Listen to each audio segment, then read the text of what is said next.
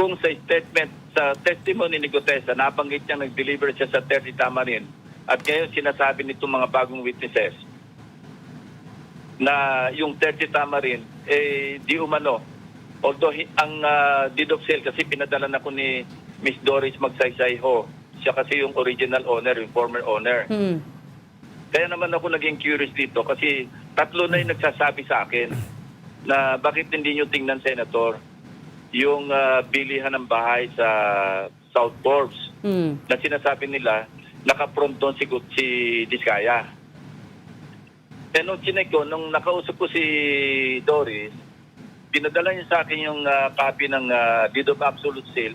Ang pakiusap niya lang kung pwedeng wag nang i-reveal yung amount, yung purchase price. Kaya hindi ko binanggit eh. Now, niliwanag niya na hindi sa pangalan ni Diskaya. Kasi Golden Pheasant Holdings Corporation. Correct. So I went further, chinek ko ngayon kung sino ba yung incorporators o stockholders ng Golden Pheasant. Ang isang interesting name na lumabas doon, Jose Raulito Paras. Kasi nung chinek namin, si Jose Raulito Paras nakasit sa board ng at least 3 companies na again identified kay former speaker. Okay. So yun ang link, kaya nga ang unang yung sa curiosity, kung naka-front si Diskaya as the buyer, mas lalong mabigat yun. Kasi sinabi ni former speaker, hindi niya kilala si Diskaya. Sabi ni Diskaya, hindi niya pa nakikita si speaker except on one occasion, sabi niya sa pagdinig eh. Pero hindi ganun ang lumabas. So without further, kung sino si Paras, yun ang link ngayon.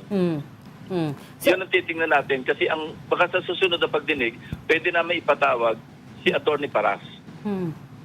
Kasi kung sasabihin niya, hindi, akin talaga yan. Sa Golden Pheasant talaga yan.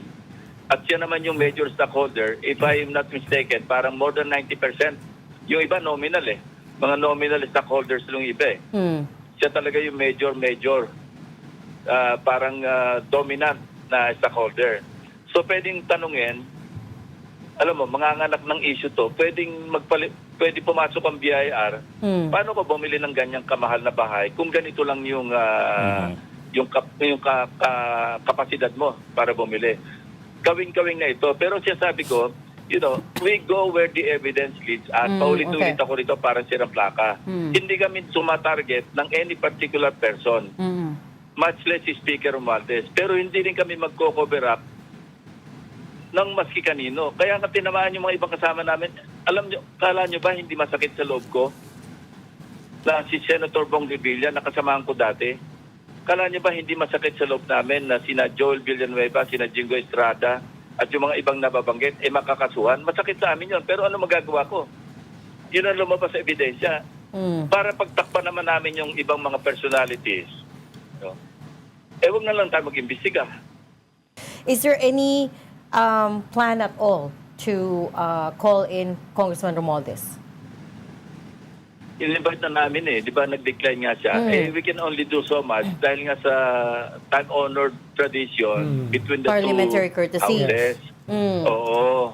Pag ayaw mag-attend, alam mo naman persay namin yun. Kung gawin din sa amin yun. They already invited him eh. Kung gusto magpunta, tulad si Toby Chanco, nagpunta. Si Congressman Lian, nagpunta. Yung gusto magpunta, di welcome sila magpahayag. Hindi nga namin sila pinag-take oath eh. Kasi nga merong courtesy eh. Oo. It's curious because he's already appeared at the ICI and he's given his testimony to the ICI, right? Pero nag-decline sa Senate. Yes, kasi nga pwede sila mag-decline sa ICI kasi may subpoena eh. Kaya sila nagpunta eh. Naman sa ICI, hindi naman para isumo naman yung ICI kasi iba yung investigation nila eh. At saka yung kanila namang kung ano man yung makukuha nila, papadala nila naman sa ombudsman yun eh. I-refer nila eh. So what's the use? Magduduplicate lang kami. Yung makukuha namin sa ICI, papadala namin sa ombudsman o maging part ng record ng Blue Ribbon. Parang anyway,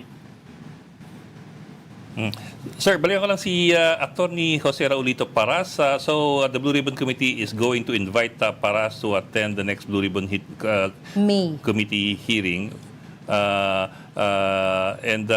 If I got you right, Paras owns mga 90%, is that correct, of Golden Peasant Holdings Corporation, and sits in the board of Yun ang pagka- 3 companies identified with Speaker Martin Romualdez.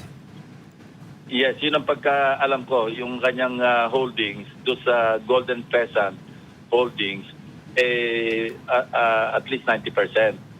So, subject to verification yun, further verification. Pero yung nag-sit siya sa board ng 3 kumpanya na attributed and identified kay Speaker, established yun, na-check na namin, but we have to formalize it by inviting a representative from the Securities and Exchange Commission. Ang nakita ko pa nga doon, yung isang kumpanya, naging treasurer pa siya from 2018 to 2023. Sir, can you name these companies, these 3?